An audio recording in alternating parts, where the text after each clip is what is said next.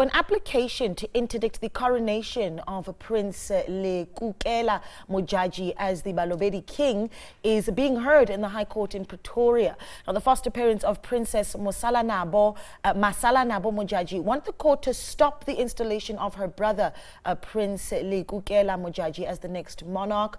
The coronation is planned for tomorrow, starting with rituals this evening. The rituals will be conducted for 3 days. Let's cross now live to SABC News reporter Pimani Baloyi for an update. Pimani, a very good morning to you. I think let's get the backstory here of why the family of Princess Masalanabo would want the coronation to be halted. Good morning, Naledi. I think the first thing that I must add, the family, the royal family insists it's actually a traditional installation and not a coronation. So the background to this, Naledi, is that in April last year, we were called to this tribal office, and the Modjadji tribal office at Kitagoni, just outside Modjadji's Kloof in Limpopo, where the regent, Prince Lekukela called the media and made an announcement that the family had made the decision, the royal council and the royal family had made the decision that they will be installing Prince Lekukela, who is the firstborn son of the late Queen Modjadji VI, as the next heir to this throne. As you may know, this is a queenship, the Modjadji queenship, and what they said at the time is that this is a queenship that is known to have reign-making powers, and people were questioning, would a male be able to make that reign? And they were saying this secret tradition that members of the family are able to perform, and that he would be taught to do so. And some of the reasons that the regent gave at the time was that they had not had access to Princess Masalanabo, who everybody over the years believed would be taking over as the next monarch at this queenship, where they said the princess lives in Johannesburg with her foster parents, basic education minister Angie Motshekga, and her husband and ANC MP Dr. Matole Motshekga. So at the time during that press briefing, the regent went very strongly saying that they had not, the princess had not visited the family, not even once.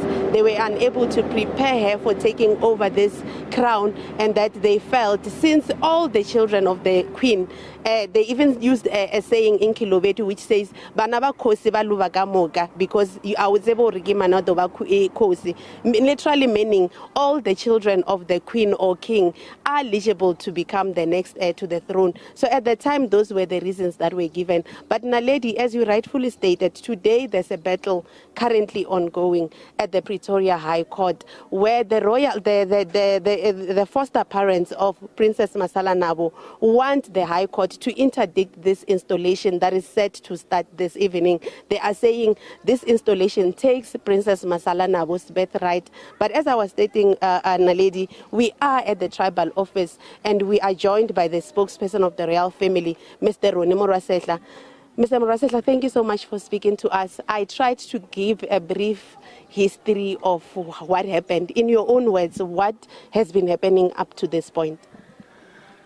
Pimani and all the listeners at home, let me indicate that it is true, first and foremost, that a decision has been taken last year in April, as you have already correctly indicated, which we call a big decision to install and later on to coronate, according to the procedures of the government and the presidency, the Prince Lekukela Modjadji as an heir to the throne is true.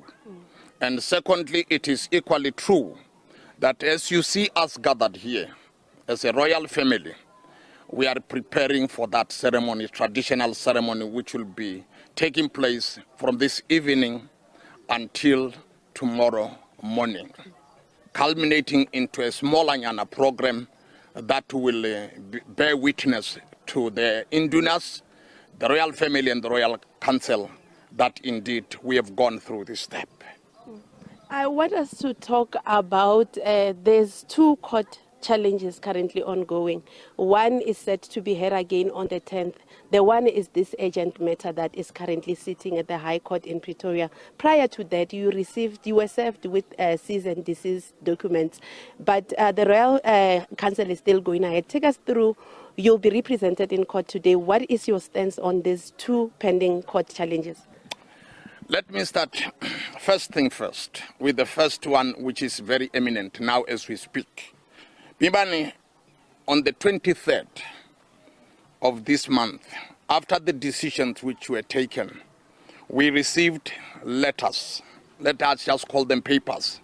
Papers which are indicating that for us to proceed with this traditional installation of the next to the throne, it is not going to be proper, and therefore we must cease and desist.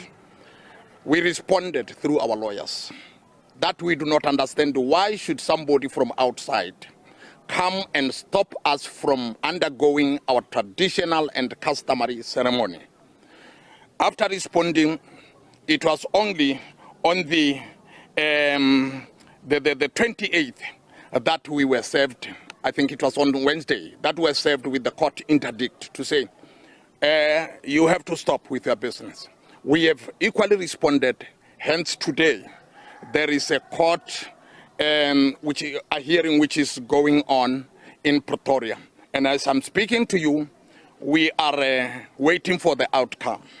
But I must further take it further to indicate that as a law-abiding institution, should our lawyers correspond with us in no time that they have not made it in court, we will abide by the ruling of the court.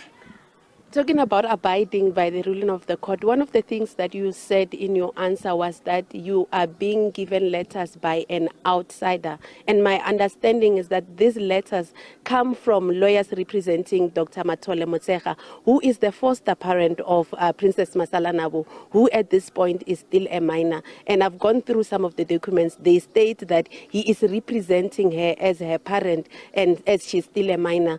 You are referring to him as an outsider? Yes, he is an outsider in terms of the blood. He is not one of us in the royal house. He's not one of us in the royal family. He might have used whatever wisdom he's having to have the child in his custody or as a foster child. But you must know that at the end of the day, the child remains our child and the child remains our subject.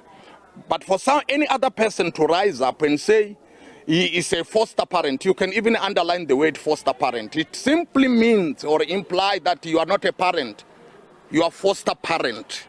You are referring to the princess as a child who is a subject of this monarchy.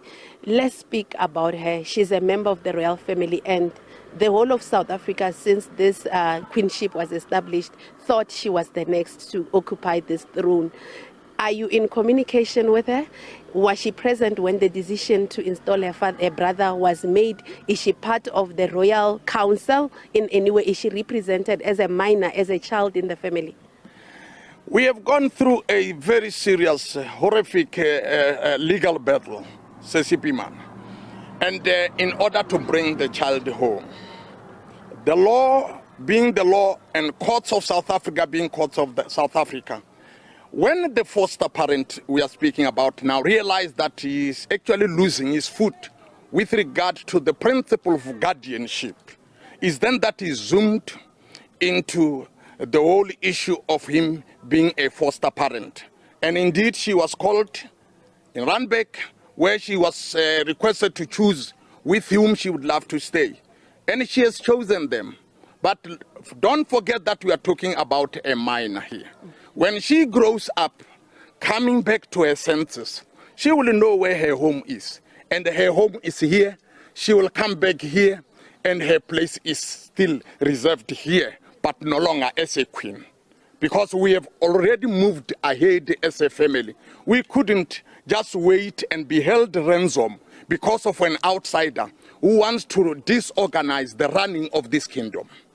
Let's talk about the decision to install the prince. The family, the Royal Council insists that this would not be the first time that a male occupies the throne. Talk me through that a little bit. Very simple. Despite the fact that he was a regent, for the past 17 years, the uncle, His Majesty Mbabata Modjadji, was sitting on the same throne, which is being fought for more than 17 years.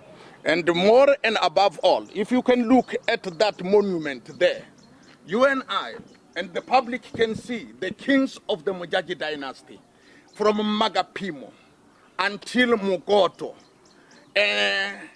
They ruled over this 400 kingdom for more than 200 years.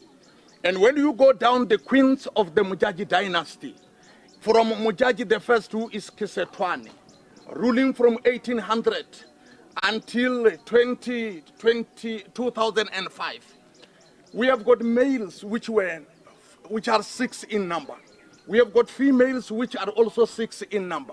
There is nothing that can dictate to us that we are out of order, because this has been our practice, this is our lineage, and we will change as and when the situation so dictates to us. And even this time around, the situation is dictated.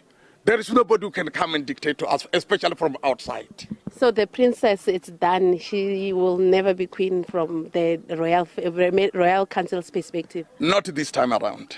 The decision has been taken, and we are proceeding with our cultural and traditional rituals. It is too late to talk about her ascending the same throne. Thank you so much, Mr. Murasehla. Lady, there you have it from the spokesperson of the Modjadji Royal Council saying they will, as law-abiding authority, they will take the decision of the court. But as they're standing right now, should the court rule in their favor, that traditional installation is going ahead as planned this evening.